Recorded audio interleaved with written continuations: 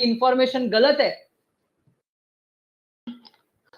बरोबर नहीं है, देन टू उन लोगों ने कंपनी फॉर्म करने के लिए अप्लाई किया, तो उनका लाइबिलिटी क्या करने का, अनलिमिटेड कर देने का। देखो यहाँ पे वर्डिंग क्या है, और आगे, direct removal of the name of the company from the register of a company. ROC का जो रजिस्टर है ना, डायरेक्ट निकाल देने का, सस्पेंड, निकाल दिया, हकाल दिए, भगा दिए, कंपनी रखने का नहीं, चल स्ट्रक ऑफ, स्ट्रक ऑफ बोला मैं ना, स्ट्राइक ऑफ होता ना, स्ट्रक ऑफ, नाम कट कर दिया, नहीं तो अभी सुनने में प्रोनाउंसिएशन में कुछ और समझेंगे, हमारे इधर बहुत लोग हैं, बराबर ना मानो। ओके, नेक्स्ट है pass an order for the winding of the company, company बंद करने के लिए बोल देंगे, एंड उसके बाद में pass such other orders as it may deem fit, मतलब उनके अकॉर्डिंगली सिचुएशन के हिसाब से कुछ ऑर्डर जो सुटेबल है वो ऑर्डर क्या करेंगे, पास करेंगे। उसके बाद में आगे पॉइंट है, provided that before making any order the company shall be given a reasonable opportunity of being heard in matter and the tribunal shall take into consideration the transaction entered into by the company, including the obligation, if any, contracted or payment of any liability।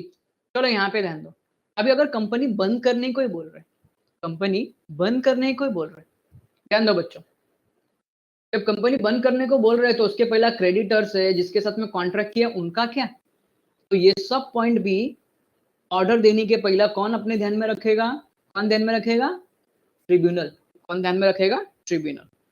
तो अगर fraud किया है तो tribunal इतने order दे सकते हैं, या तो एमओए एंड एओए में चेंजेस कराएगा, या तो लाइबिलिटी अनलिमिटेड कर देगा मेंबर्स का, या तो कंपनी के रजिस्टर में से, रजिस्ट्रार के रजिस्टर में से कंपनी का नाम रिमूव कर देगा, या तो वाइंडिंग अप और any other order which is suitable.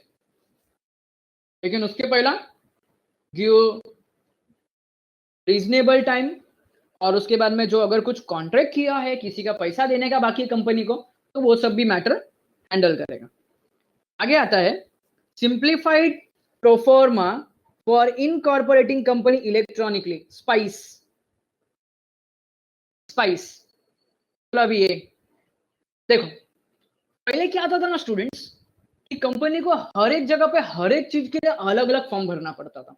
जैसा अगर मैं एग्जांपल लूं, अभी फॉर एग्जांपल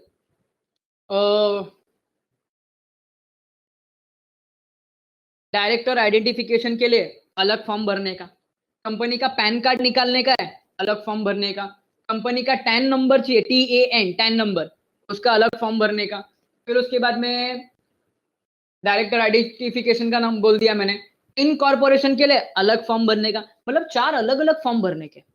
लेकिन अभी कंपनी ने क्या कर दिया पता है क्या, ना एवरीथिंग इज ऑनलाइन, तो कंपनी के लिए गवर्नमेंट ने एकदम इजी मेथड अडॉप्ट किया, ऑनलाइन मेथड, एंड एक ही फॉर्म के अंदर सब चीज कर सकते हैं, DIN का एप्लीकेशन भी दे सकते हैं, पैन का एप्लीकेशन भी दे सकते हैं, पैन का एप्लीकेशन भी देते हैं, इनकॉर्पोरेशन का भी एप्लीकेशन दे सकते हैं, एक ही जगह पे सब कुछ है। जैसा पहले हमारे बैंक में होता था, बैंक में आप देखो अकाउंट ओपन करने का अलग फॉर्म भरो, चेक के लिए, चेकबुक के लिए अलग फॉर्म भरो, ATM के लिए अलग फॉर्म भरो, मोबाइल बैंकिंग के लिए अलग फॉर्म भरो, SMS के लिए अलग फॉर्म भरो। लेकिन अभी आप ऑब्जर्व करो, आपको एक ही फॉर्म दे देते हैं, उसके अंदर भी सब कुछ आ जाता है, अकाउंट ओपनिंग भी, ATM कार्ड भी, चेकबुक भी, फिर उसके बाद में मोबाइल मोबाइल बैंकिंग भी, SMS फैसिलिटी भी, सब इंक्लूडेड हो जाता है। तो इन लोग ने ऑटोमेटिकली किया है, और इसको कौन ये रेगुलेट करता है, MCA, ministry of corporate affairs. ये फॉर्म ये याद रखना, simplified proforma for incorporating company electronically, MCA के साइट पे तुम जाओ, घूमते घूमते टाइम पास करते करते तुमको उधर सब ये वर्डिंग्स मिलेंगे। नेक्स्ट है इफेक्ट ऑफ रजिस्ट्रेशन। तो इफेक्ट ऑफ रजिस्ट्रेशन, इसमें कोई बड़ा पॉइंट नहीं है, खाली तुमको सिंपली बता देता हूँ। देखो रजिस्ट्रेशन करने के बाद में you know very well, company is artificial legal person, बराबर है, and it is separated from its member, and it has a perpetual succession, it has a perpetual succession. इसके पास है ना मेमोरेंडम एंड आर्टिकल्स है। अब मेमोरेंडम और articles के अंदर पॉइंट ये है कि जो कंपनी के मेंबर्स है, कंपनी के मेंबर्स है एंड कंपनी के डायरेक्टर्स है, दे आर बाउंड, अब उनके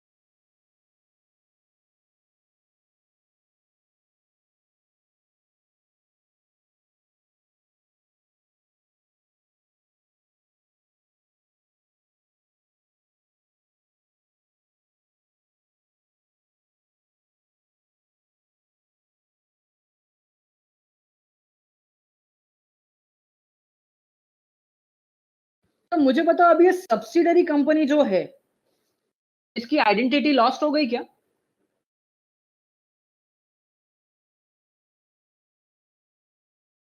सब्सिडरी कंपनी की आइडेंटिटी लॉस्ट हो गई क्या?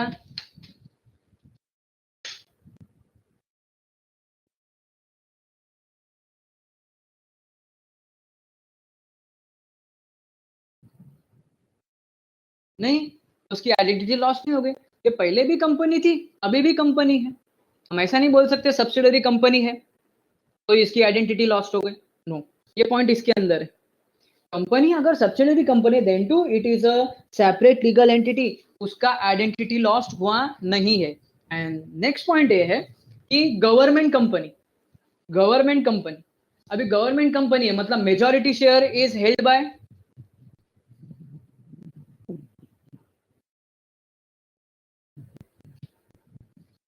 majority of shares held by government, either central और state और partly central और state, कुछ भी हो सकता है। ओके, गवर्नमेंट का अभी गवर्नमेंट का then to it is registered under companies act, तो वो गवर्नमेंट की एजेंट नहीं है। गवर्नमेंट कंट्रोल कर रहा है बराबर है, but company has a separate legal entity. Company is not a agent of the government even though entire share were purchase by the government. Central government बोला मतलब प्रेसिडेंट ने परचेस किया, प्रेसिडेंट ऑफ इंडिया ने। अगर central government invest करे तो president of India purchase करता है शेयर्स। ओके, अगर गवर्नमेंट ने कोई कंपनी परचेस कर कंपनी के शेयर्स परचेस कर ले, इवन पूरा शेयर्स भी परचेस किया है, तो वो कंपनी गवर्नमेंट की एजेंट नहीं है, वो अपनी आइडेंटिटी लॉस्ट नहीं करेगी। वो company still has a separate legal entity. Company still have a separate legal entity. That is the effect of registration और इफेक्ट ऑफ मेमोरेंडम है इसके अंदर। तो वही पॉइंट है, इफेक्ट ऑफ मेमोरेंडम बोला मतलब company and member both are bind to memorandum and articles. Sir अभी ये क्या पॉइंट है तो ध्यान दो, they can not perform any act beyond memorandum and articles. Company and its member दोनों के लिए एप्लीकेबल है।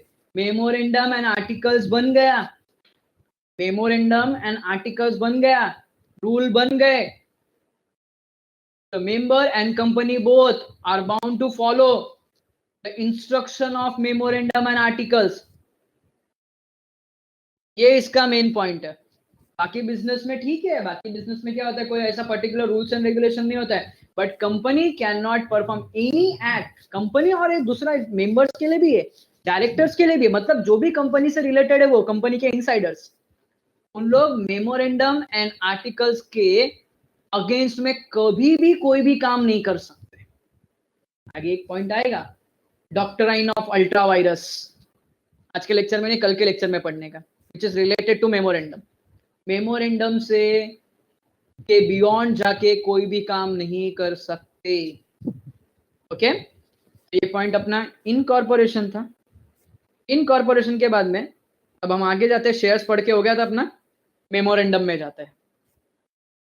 बहुत इंपॉर्टेंट कॉन्सेप्ट है मेमोरेंडम का, तुम्हारे इधर बहुत छोटे में निपटा दिया, बहुत छोटे में। इसमें बहुत सारे प्रोविजंस है, लेट्स सी आपके अंदर कितने कितने कवर किए हैं। चलो, memorandum, memorandum of association, it is charter constitution, charter constitution. Company इसके ऊपर ही बना है, ध्यान दो बच्चों, कंपनी इसके ऊपर ही बना है। In fact it is a pillar, it is a foundation of a company. अगर मैं बात करूं कॉन्स्टिट्यूशन, इंडियन कॉन्स्टिट्यूशन, सब चीज इंडियन कॉन्स्टिट्यूशन पे डिपेंड है। ऐसा यहाँ पे भी जो एमओए है, एमओए के ऊपर पूरा कंपनी डिपेंड है। It defines the constitution and the scope of the power of the company with which it has been established under the act. It is the very foundation on which the whole edifice of the company is built. अभी जो word है ना edifice, ये edifice word का meaning क्या है?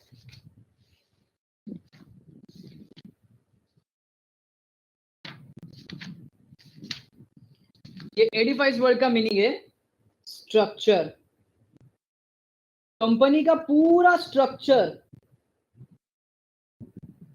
Company का पूरा स्ट्रक्चर ये एमओए पे ही बना है।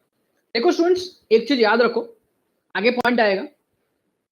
कंपनीज एक्ट है ना, कंपनीज एक्ट, उसका सबऑर्डिनेट डॉक्यूमेंट है एमओए, मतलब इसके बेस पे एमओए बनता है। एंड एमओए का सबऑर्डिनेट डॉक्यूमेंट कौन सा है? एओए। तो इसमें बोलो मेरे को बता, सबसे सुप्रीम कौन हो गया? ये तीनों में सबसे सुप्रीम कौन है?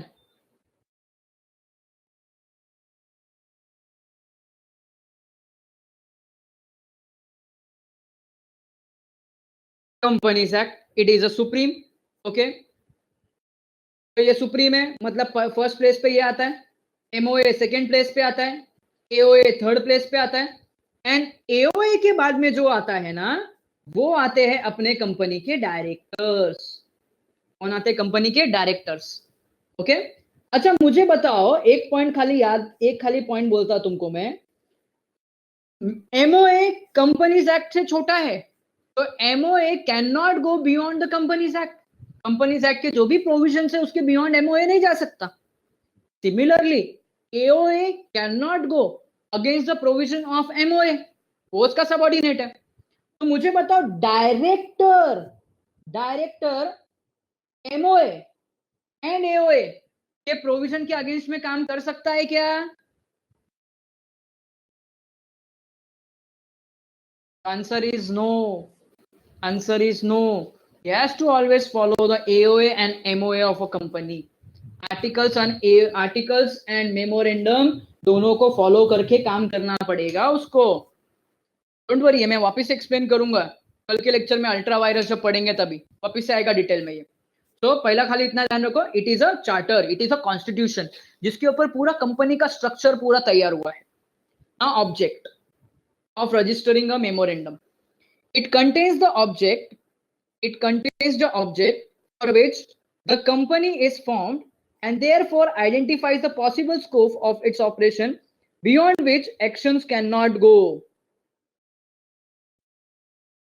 देखो ये पॉइंट इंपॉर्टेंट है, क्लियर कट लिखा होता है कि कंपनी क्या काम करने वाली है, कंपनी क्या काम करने वाली। जैसे खाली एक सिंपल से एग्जांपल दे रहा हूं, ऑथोराइज कैपिटल है, तुमको मालूम होता है कंपनी इससे ज्यादा पैसा मांगेगा ही नहीं, कंपनी इससे ज्यादा शेयर बेचेगा ही नहीं, फिक्स पता है अपने को। आगे, it enables shareholder and creditor, it enables shareholder and creditor and all those who deals with the company to know what is the power, what is the power and what activity can engage। देखो main point ये है, important किसके लिए? Share holder के लिए। आगे कुछ point आएंगे, कहां पे आता है वो मुझे एग्जैक्टली पता नहीं। हाँ ठीक है पॉइंट इधर पे, ध्यान दो, ये शेयर होल्डर के लिए है, आउटसाइडर्स के लिए है, कि उनको देख के मालूम पड़ेगा कि इसके पावर्स क्या है एमओए के। आगे, memorandum is a public document under section 399 of the companies act 2013। Consequently every person, ये इसको पूरा हाईलाइट करूंगा मैं, entering into contract with the company is presumed to have the knowledge of the condition contained therein। ऐसा ही मिलता जुलता कुछ हम लोग ने कॉन्ट्रैक्ट में पढ़ा है, बराबर है क्या? प्रिज्यूम्ड, ये मालूम ही होता है कि बायर को ये पता होना चाहिए, ऐसा ही हम अज्यूम करते हैं। कॉन्ट्रैक्ट में क्या बोलते हैं उसको? मेरे को कॉन्ट्रैक्ट का याद नहीं है क्या बोलते हैं उसको, लेकिन कॉन्ट्रैक्ट में कुछ तो बोलते हैं, सर ने पढ़ाया हुआ होगा। यहाँ पे इम्प्लाइड होता है, यहाँ पे मालूम होता है, यहाँ पे हमारा एजम्पशन होता है कि बायर को ये पॉइंट पता है। आई डोंट नो कॉन्ट्रैक्ट में एग्जैक्टली क्या बोलते हैं उसको।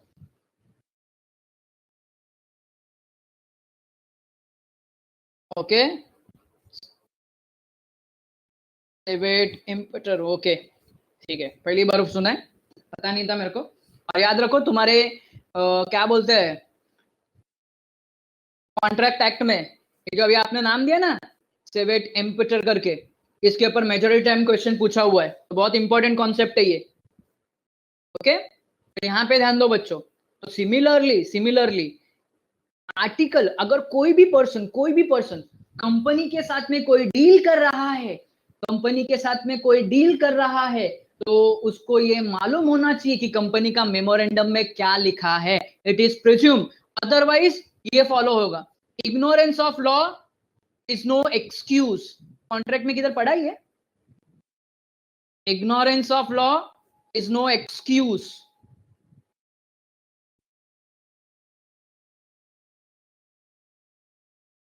Yes, okay, very good.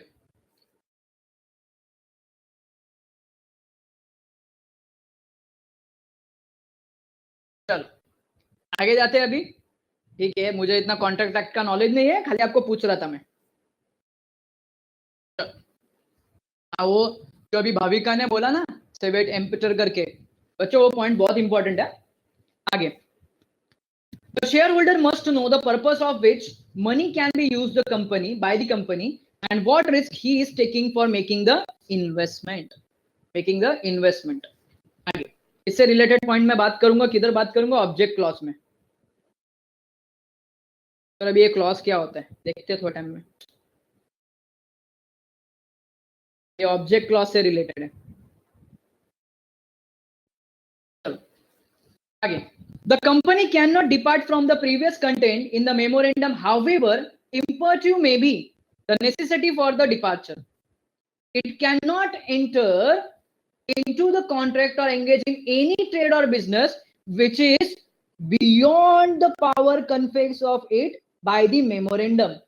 If does, so it would be ultra virus. Sir इधर वायरस की स्पेलिंग कुछ गलत लिखी है, बराबर ना बच्चों? बराबर है कि नहीं? Ultra vires the company and void.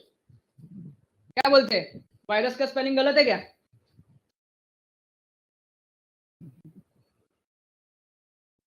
VIRES.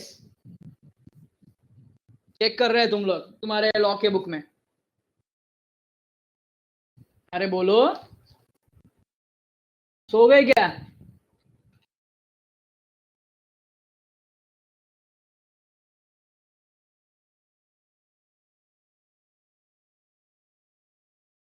Law के बुक में वायरस है. हाँ बराबर है, वायरस ही है, मेरे को पता है. देखो ये स्टूडेंट्स, ये लैटिन वर्ड है. कौन सा वर्ड है? लैटिन वर्ड है. अल्ट्रा वायरस का मीनिंग होता है बियॉन्ड द पावर.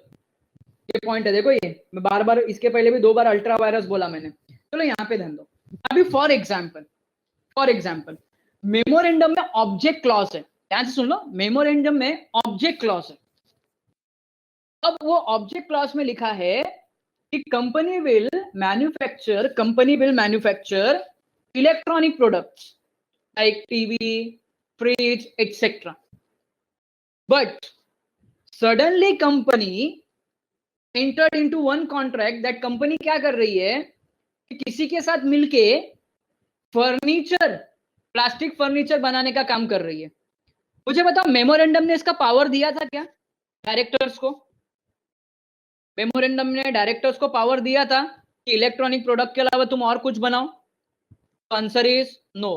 तो मुझे बताओ, ये अकॉर्डिंग टू MOA है या बियॉन्ड द पावर है?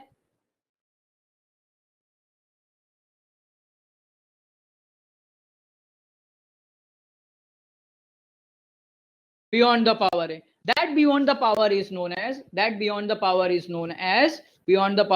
As ultra vires. और ये जो कॉन्ट्रैक्ट किया है, that contract would be void का मतलब क्या है बच्चों? That contract would be void का मतलब क्या? पढ़ाई के लिए मेहनत तो सब करते हैं, लेकिन स्मार्ट स्टडी कौन करता है? प्री एग्जाम ऐप के साथ बनाइए अपनी तैयारी super smart. Pre exam app देता है वाइड रेंज के एग्जाम्स की तैयारी, जैसे JEE, NEET, CAT, CA foundation, CS सीट, banking, railway, SSC MBA entrance, SYJC com, TYB com और भी बहुत कुछ. Chapter wise tests and mock tests, detailed performance analysis, और अब तैयारी होगी एकदम परफेक्ट. कहीं भी कभी भी पढ़ाई करें, और एक विशाल क्वेश्चन बैंक आपकी तैयारी को बनाए आसान. इंस्टेंट इवैल्यूएशन से तुरंत जानिए अपनी परफॉर्मेंस और पाएं पर्सनलाइज्ड फीडबैक। तो अब देरी किस बात की? प्री एग्जाम ऐप डाउनलोड करें और अपने नाम से रजिस्टर्ड करें और एक विशाल क्वेश्चन बैंक बिल्कुल फ्री और अपनी सफलता की कहानी लिखें। लिंक डिस्क्रिप्शन में है। प्री एग्जाम ऐप स्मार्ट तैयारी का साथी। कॉन्ट्रैक्ट में पड़ा है।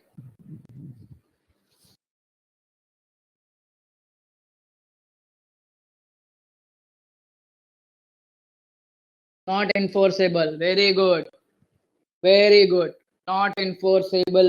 ये वॉइड है, इसका कोई भी अस्तित्व नहीं है, मतलब ही नहीं है कुछ भी इसका। मुझे बताओ, सामने वाला पार्टी क्लेम करने आएगा, सामने वाला पार्टी क्लेम करने आएगा तो क्या उसको कॉम्पेंसेशन देने का क्या?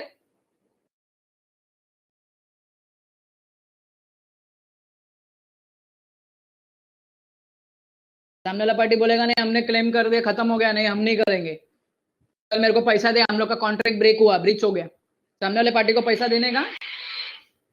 नहीं देने का। क्यों नहीं देने का? भाई हमारे मेमोरेंडम में लिखा था इलेक्ट्रिक प्रोडक्ट ही खाली लिखा था, भाई तुम कैसे हमारे साथ कॉन्ट्रैक्ट करने लगे? ओके, ठीक है, ये अपने को कल के लेक्चर में पढ़ने का। चलो अभी यहाँ पे ध्यान दो, यहाँ पे ध्यान दो।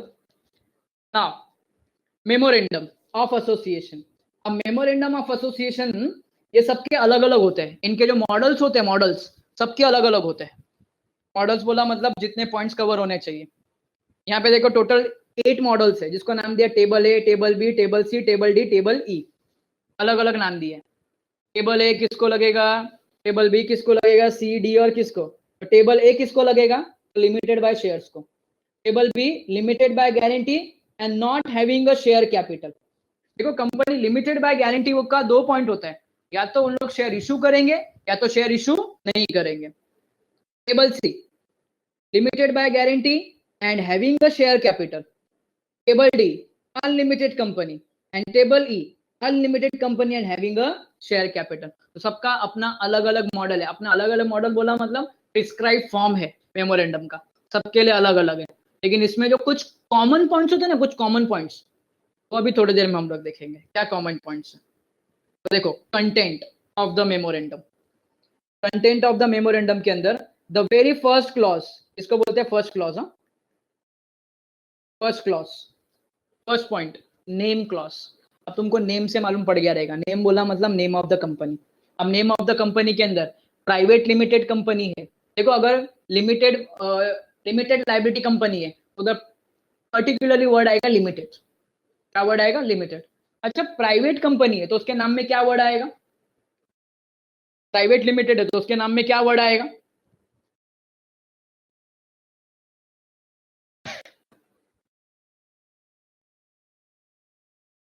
Private limited. Okay, public company है तो ओनली लिमिटेड। और अगर 1 पर्सन कंपनी है, सुन लो अभी, 1 पर्सन कंपनी है तो वहां पे भी प्राइवेट लिमिटेड आएगा, प्राइवेट लिमिटेड आएगा, लेकिन नीचे ब्रैकेट में क्या आएगा? ओपीसी। क्या आएगा? ओपीसी। क्या आएगा? ओपीसी। और एक पॉइंट याद रखो, ये पॉइंट देखो, this clause is not applicable on the companies form under section 8। ये ऑलरेडी पढ़ा, अंडर सेक्शन 8 बोला मतलब क्या? Company form for charitable object, charitable purpose के लिए। उसके नाम के अंदर, उसके नाम के अंदर यूजुअली क्लब, फेडरेशन, एसोसिएशन ऐसे वर्ड आते हैं। क्लब, फेडरेशन ये सब वर्ड आते हैं। तो वहां पे ये प्राइवेट लिमिटेड, पब्लिक लिमिटेड ये नहीं आएगा। नाउ द नेक्स्ट पॉइंट, ये बहुत इंपॉर्टेंट है, ये थोड़ा अलग सा कॉन्सेप्ट है।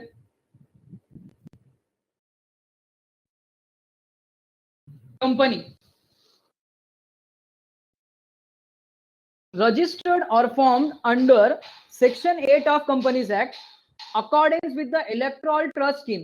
सर ये कंपनी कौन सी होती है? तो ध्यान से सुनो, ये जो इलेक्ट्रॉल ट्रस्ट स्कीम के अंदर कंपनी बनी होती है ना, ये कंपनी ना जो पॉलिटिकल पार्टी होती है ना, पॉलिटिकल पार्टी, वो पॉलिटिकल पार्टी को क्या करती है? फाइनेंस करती है। सर ये कैसा पॉइंट है? तो बच्चों ये पॉइंट है, जो इंडिविजुअल्स है वॉलंटरली क्या करते हैं? ये कंपनी के अंदर फंड देते हैं। क्या देते हैं? फंड देते हैं। ये कंपनी के अंदर फंड देने के बाद में, ये कंपनी के अंदर फंड देने के बाद में कंपनी उस फंड में से 90% या तो 95%, एंड कंपनी के ऑपरेटिंग या ऑपरेशन के बाद में जो सरप्लस आता है, that is a profit, surplus आता है, वो सरप्लस भी किसको जाता है? पॉलिटिकल पार्टी को जाता है। किसको जाता है? पॉलिटिकल पार्टी को जाता है, इलेक्ट्रॉल ट्रस्ट स्कीम के अंदर। ओके, एंड सेक्शन 8 कंपनी के नाम के अंदर क्या इंक्लूड होगा? तो usually foundation, forum, association, federation, chamber, confederation, council, electoral trust, etcetera etcetera. But वहां पे प्राइवेट लिमिटेड, सेक्शन 8 के लिए प्राइवेट लिमिटेड, पब्लिक लिमिटेड ऐसा कुछ नाम आएगा नहीं। ओके, अब ये देखो, as per MCA notification dated 5th June 2015, government company's name must end with the word limited. In case of one person company, the one person company should be include below its name. Below its name. पहला clause complete. पहला clause कौन सा? Name clause. अब जाते हैं second पे। Second is a registered office clause. कहीं कहीं पे इसको रजिस्टर्ड ऑफिस क्लॉज बोलते हैं, कहीं कहीं पे इसको एड्रेस क्लॉज बोलते हैं, कहीं कहीं पे इसको डोमिसाइल क्लॉज बोलते हैं। सबका अपना अपना नाम है, लेकिन एट द एंड में कंक्लूजन क्या निकलता है? एट द एंड में रजिस्टर्ड ऑफिस। तो ये क्लॉज के अंदर क्या मालूम पड़ेगा? That is sorry address of registered office. Address of registered office. देखो ये 2 या 3 लाइन का ही होता है।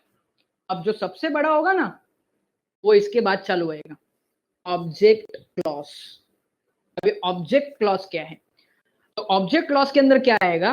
The object for which the company is propose to be incorporated and any matter consider necessary in furtherance there of.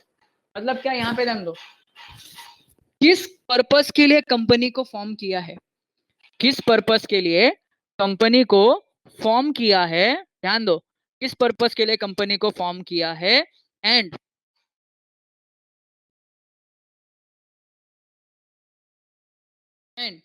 Form करने के बाद में कुछ नया लेके आने का, क्या करने का, कुछ नया इंट्रोड्यूस करने का है। इन खाली एग्जांपल दे रहा हूं, तो वो सब चीज ऑब्जेक्ट क्लॉज में आता है। किधर आता है? Object clause. सिंपल सा है, अगर इसको मैं बोलूं तो ऑब्जेक्टिव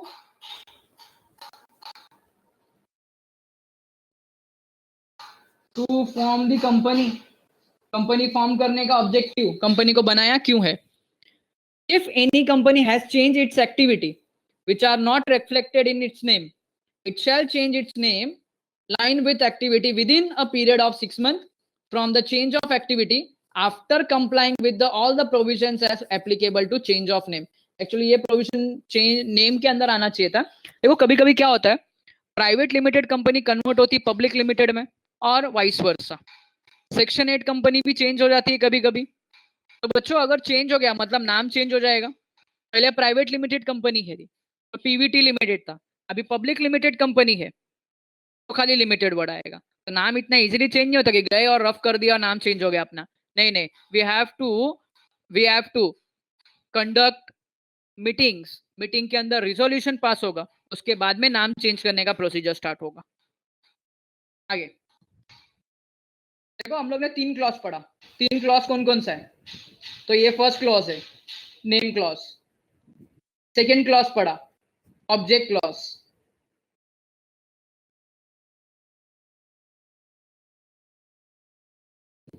अब जाते हैं थर्ड क्लॉज पे। थर्ड क्लॉज है अपना लाइबिलिटी क्लॉज। अभी लाइबिलिटी क्लॉज के अंदर 3 पॉइंट है, 3 तरह की लाइबिलिटी है। ये तो ऑलरेडी हम लोग ने पढ़ा। 3 तरह की लाइबिलिटी क्या है? Limited by shares to the unpaid value of the shares, limited by guarantee. Limited by guarantee बोला मतलब ड्यूरिंग द ईयर पैसा मिलेगा या at the time of winding up?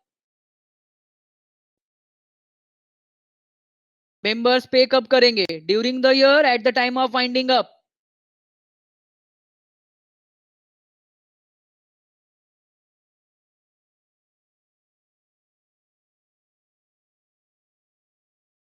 At the time of winding up, very good. And it can be in the form of company को पैसा दे रहे हैं company बंद करने के, लाइबिलिटी पे करने के लिए, और कंपनी बंद करने के लिए कुछ भी खर्चा होता है। जैसा भी खाली एक एग्जांपल दूं तो हम लोगों ने डिसोल्यूशन पढ़ा था, तो डिसोल्यूशन में डिसोल्यूशन एक्सपेंस आते थे, बराबर है ना?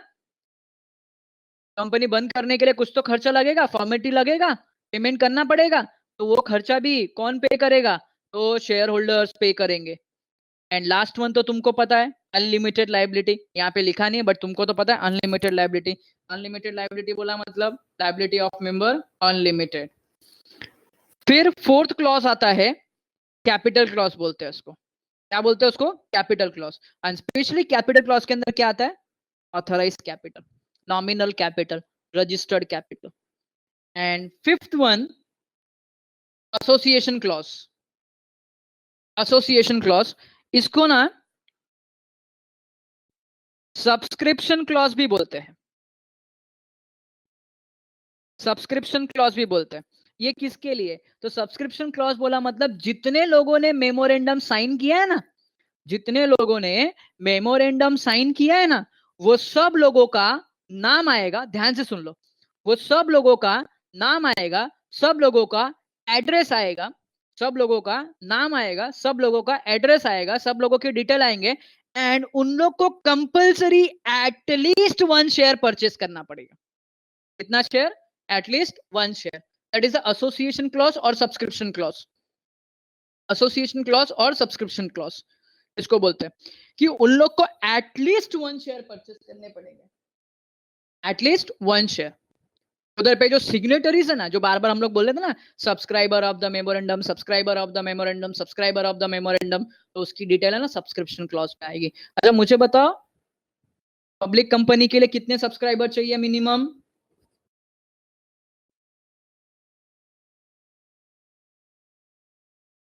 1 पर्सन कंपनी के लिए। ओके। अब अच्छा प्राइवेट, प्राइवेट का तो पता है 2, प्राइवेट का 2। ओके, तो उनके नाम, उनके डिटेल सब आएंगे। एंड एक क्लॉज जो है वो हर जगह नहीं आता है, वो सिर्फ ओपीसी में आता है। That is nominee clause. कौन सा क्लॉज आएगा? Nominee clause. नॉमिनी क्लॉज में क्या है? तो नॉमिनी क्लॉज में वो पर्सन का नाम लिखा होगा जो मेंबर के डेथ के बाद में कंपनी का मेंबर बनेगा। जो सब्सक्राइबर, दैट इज मेमोरेंडम जिसने सब्सक्राइब किया है, उसके डेथ के बाद में वो क्या बनेगा? कंपनी का मेंबर बनेगा। और ये सिर्फ कौन से कंपनी के केस में आएगा? ओपीसी के केस में। किसमें? ओपीसी के केस में। Now the memorandum must be printed, divided into paragraphs, numbered consecutively, and signed by at least 7 person, 2 in case of private company, 1 in case of 1 person company, in the presence of at least 2 witness who will attest the signature. अभी जो 2 witness है ना, 2 witness है, ये जो 2 witness है इनका भी डिटेल लगता है, आगे लिखा है देखो। The particulars about the signatories to the memorandum, signatories बोला मतलब nothing but subscriber, to the memorandum, as well as witness, as to their address, description, occupation, etc. must also be entered. ये particulars है, क्या क्या? Address, description, occupation, etcetera etcetera, ये उनके नाम के सामने, उनके सिग्नेचर के सामने ये सब चीजें वहां पे आएंगी।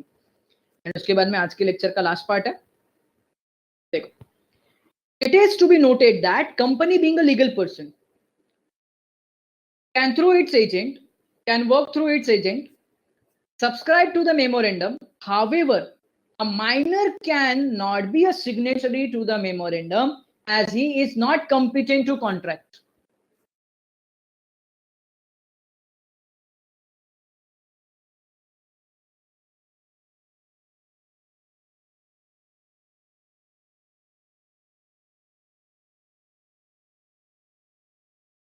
However, a minor cannot be a signatory to the memorandum as he is not competent to a contract. Contract Act में हम लोग ने पढ़ा था, हम लोग ने मतलब आप लोग ने पढ़ा था, minor cannot be entered into any contract. The guardian of a minor who subscribed to the memorandum on his behalf will be deemed to have subscribed in his personal capacity. The above clause of memorandum are called compulsory clause or conditions. ध्यान दो क्या लिखा है? The above clauses, कौन कौन से clause? पहला name clause, name के बाद में रजिस्टर्ड ऑफिस या रजिस्टर्ड एड्रेस क्लॉज, फिर उसके बाद में आया था ऑब्जेक्ट क्लॉज, फिर आया था कैपिटल क्लॉज, नहीं ऑब्जेक्ट के बाद में liability, capital and 1% association and last में ओपीसी के लिए आया था। टोटल इतने क्लॉसेस है, इतने क्लॉसेस कंपलसरी होने चाहिए। हाँ, इसके अलावा अगर कोई क्लॉज एंटर करने का है तो company is free to enter, company enter कर सकती है, कंपनी उसके अंदर कुछ भी नया क्लॉज एंटर कर सकती है, बट जो हम लोग ने लिस्ट में देखा वो कंपलसरी वहां पे होते ही है। The memorandum of association of a company cannot contain anything contrary to the provision of the Companies Act. जैसा मैंने पहले डिस्कस किया तुम्हारे साथ, सबसे सुप्रीम कौन, तो सुप्रीम है कंपनीज एक्ट। कंपनीज एक्ट के बेस पे मेमोरेंडम बनता है, ध्यान दो बच्चों, कंपनीज एक्ट के प्रोविजन के ऊपर से मेमोरेंडम बनता है, एंड मेमोरेंडम के ऊपर से आर्टिकल्स बनता है, एंड आर्टिकल्स के ऊपर से कौन काम करता है, board of directors. If it does, the same shall be devoid of any legal effect. देखो, अगर इसके अलावा या बियॉन्ड द पावर करके कुछ गए तो उसका कुछ भी लीगल इफेक्ट नहीं होगा, बिकॉज तो सीधा वॉइड हो जाता है, खत्म। जैसा अभी एक सिंपल सा एग्जांपल हम लोग ने थोड़ी देर पहले देखा था, इसके अंदर तुम लोग ने बोला कि सर कोई भी इंक्वायरी नहीं हो सकती, क्यों, क्योंकि मेमोरेंडम के अगेंस्ट में गए हैं, उसका कोई भी इफेक्ट नहीं होगा। Similarly, all other document of the company must comply with the provisions of the memorandum. क्या लिखा है, all other documents company must comply with the provisions of the memorandum, जिसका मैं एक एग्जांपल देता हूं। AOA, कंपनी का आर्टिकल्स ऑफ एसोसिएशन किसके अकॉर्डिंगली बनता है, तो कंपनी के मेमोरेंडम के अकॉर्डिंग बनता है। सबसे पहला आता है कंपनीज एक्ट, उसके बेस पे बनता है मेमोरेंडम, उसके बेस पे बनता है आर्टिकल्स, बनता है आर्टिकल्स बनता है। और अगर कोई भी एग्रीमेंट में हम लोग जा रहे हैं तो हम लोग को ये मेमोरेंडम को याद रखने का है कि मेमोरेंडम में क्या पावर दी गई है।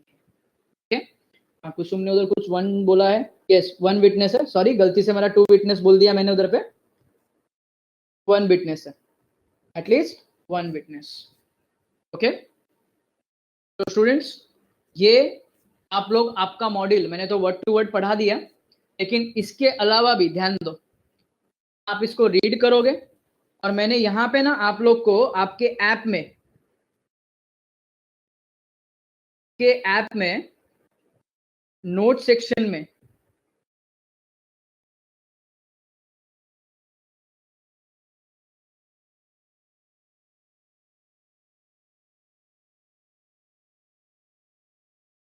एक मिनट,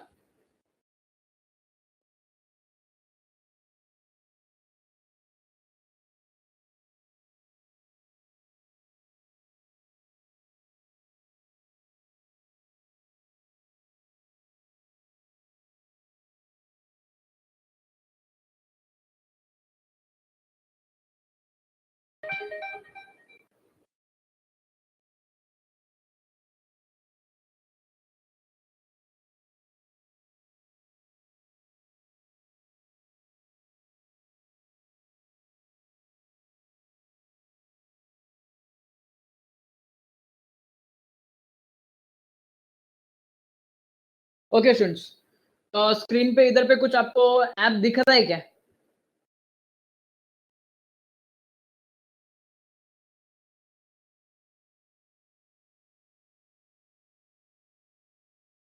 अच्छा, बहुत तुम लोग एकदम जबरदस्त हो गए ले।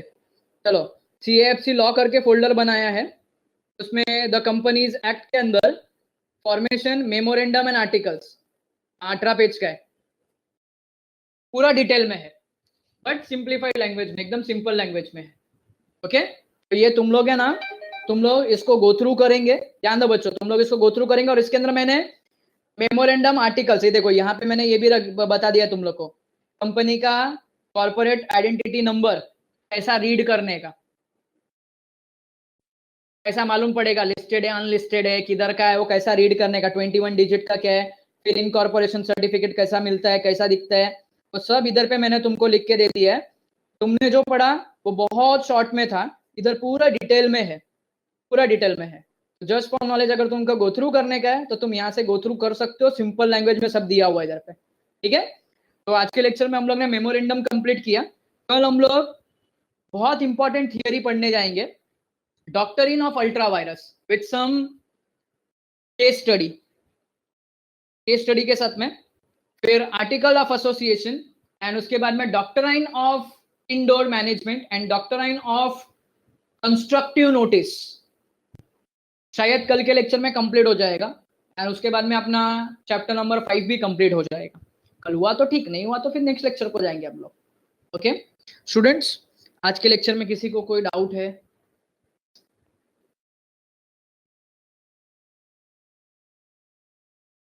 आज के लेक्चर में किसी को कोई डाउट है? पक्का? मैं तुम पे ट्रस्ट कर रहा हूं। ठीक है, चलेगा। रीड करो, रीड करने के बाद में अगर कोई डाउट आता है तो प्लीज पूछो, स्पेशली कंपनीज एक्ट का। बाकी लॉ थोड़ा मेरे को पढ़ना पड़ेगा, बट कंपनीज एक्ट का रहेगा तो कभी भी बिंदास पूछो मेरे को। डाइवर्सिफिकेशन करना है, तो डाइवर्सिफिकेशन करने के अंदर देखो अभय शंकर, आपको क्या करना पड़ेगा कि जो आपका ऑब्जेक्ट क्लॉज है, डाइवर्सिफिकेशन करना है मतलब इन फ्यूचर, तो आपके ऑब्जेक्ट क्लॉज को अल्टर करना पड़ेगा, अल्टर। देखो इधर पे मैंने ना ये वर्डिंग लिखा हुआ है, एक मिनट रुको, देखो एक मिनट। एड्रेस क्लॉज के बाद में ऑब्जेक्ट क्लॉज, अब ये जो ऑब्जेक्ट क्लॉज है ना, इसको हम लोग अल्टर कर सकते हैं। क्या कर सकते हैं? अल्टर। अल्टर का मीनिंग तुमको पता है, लॉ में अल्टर का मीनिंग क्या होता है? यूजुअली अल्टर का मीनिंग क्या? चेंजेस। आप चेंजेस कर सकते हो, बट कैसा कर सकते हो? By passing a special resolution. ठीक है, लग रहा है कि हमको चेंज करने का है, हम बिजनेस चेंज करने का, बिजनेस लाइन चेंज करने की, या तो कुछ नया इंट्रोड्यूस करने का है, वी कैन। लेकिन पहला हमको क्या करना पड़ेगा? अभी जैसे सिंपल सा है, सिंपल सा है। अगर आपको कुछ नया करने का है तो आप डायरेक्टली करते हो, अपने पापा को पूछते हो? पहले डैड को पूछते हैं हम लोग, घर के सुप्रीम वही है, बराबर है ना? तो सिमिलरली यहाँ पे ही है, पहला मेमोरेंडम को पूछने का मतलब यहाँ पे मेमोरेंडम में अपना जो ऑब्जेक्ट क्लॉज है उसके अंदर या तो कुछ ऐड करेंगे। देखो अल्टर का मीनिंग क्या होता है? तो अल्टर का मीनिंग होता है कुछ डिलीट कर रहे हैं, कुछ चेंज कर रहे हैं, कुछ ऐड कर रहे हैं, तो हम लोग क्या करेंगे? उसके अंदर ऐड करेंगे। और जब ऐड करने के बाद में नया मेमोरेंडम आ जाएगा, रिवाइज मेमोरेंडम आ जाएगा, तब हम लोग इजीली डाइवर्सिफिकेशन करेंगे। हाँ, अभी तुम ये बोलेंगे सर पहला हम डाइवर्सिफिकेशन कर रहे हैं फिर मेमोरेंडम को चेंज करेंगे तो पनिशमेंट लगेगी। जैसा अभी तुमको खाली बोल रहा हूं, तुम बंक मार के गए लेक्चर छोड़ के, और बाद में आके अपने डैड को बताओ, अब मुझे बताओ, नहीं पड़ता है क्या फ्लाइंग चप्पल तुमको? लेकिन अगर वही चीज तुम पहले पूछ के जाओगे तो कोई प्रॉब्लम होगा क्या? पहले पूछ के जाओगे, कोई प्रॉब्लम होगा क्या? नहीं होगा। इसके लिए अगर आपको कोई काम करने का है जिससे मेमोरेंडम अफेक्ट हो रहा है, क्या अफेक्ट हो रहा है? मेमोरेंडम अफेक्ट हो रहा है, तो पहला मेमोरेंडम को चेंज करो, बाद में वो काम करो। ऐसा काम मत करो कि मेमोरेंडम को अफेक्ट हो रहा है, मेमोरेंडम चेंज नहीं करेंगे और काम करेंगे फिर मेमोरेंडम को चेंज करेंगे। रिवर्स वे कभी भी नहीं होता है मेमोरेंडम में। यही चीज हमको कल पढ़ने का है, डॉक्ट्रिन ऑफ अल्ट्रा वायरस। गलत काम करने के बाद में काम सुधार नहीं सकते, या काम करने के बाद में गलती सुधार नहीं सकते, बराबर है? इसके लिए पहले से प्रोविजन करके रखने का, पहले से उतना सेटिंग लगा के रखने का कि आगे हम लोग काम जो कर रहे हैं वो गलत नहीं होना चाहिए। ठीक है, तो ये हम लोग कल के लेक्चर में पढ़ेंगे। ओके, ठीक है, चलो students, bye bye and take care.